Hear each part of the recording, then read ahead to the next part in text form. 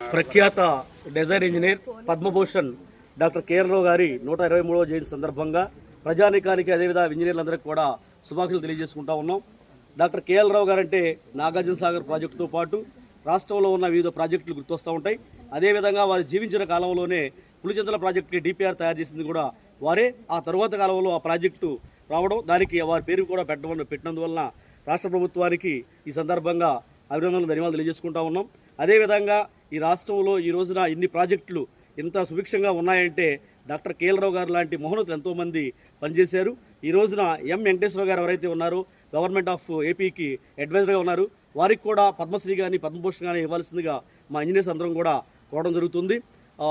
KL రావు గారు ఇంజనీర్లందరికీ కూడా, అంటే వర్కింగ్ ఇంజనీర్స్కి ఏం చెప్పారంటే, ఎవరైతే డిజైన్స్ అప్రూవ్ చేసే చోట ఉన్నారో వాళ్ళు ఖచ్చితంగా క్షేత్రస్థాయిలోకి వెళ్ళి ఆ ప్రాంతాన్ని పరిశీలించిన తర్వాత మాత్రమే మీరు డిజైన్స్కి అప్రూవల్ ఇవ్వాల్సిందిగా ఆ రోజు చెప్పడం జరిగింది. ఈ రోజు ఇంజనీర్లందరూ కూడా ఆ విషయాన్ని గుర్తుపెట్టుకోవాల్సింది కోరుకుంటూ, ఇంజనీర్స్ ఎవరైతే ఉన్నారో వీళ్ళందరూ కూడా అనేక రంగాల్లో ప్రావీణ్యం లేకపోయినా ప్రవేశం ఉండవలసిన అవసరం ఉంది. ఎందువల్లంటే డాక్టర్ కేఎల్ రావు గారు రచనా రంగంలో, రాజకీయ రంగంలో, పర్యాటక రంగంలో కూడా విశిష్ట సేవలు అందించారు.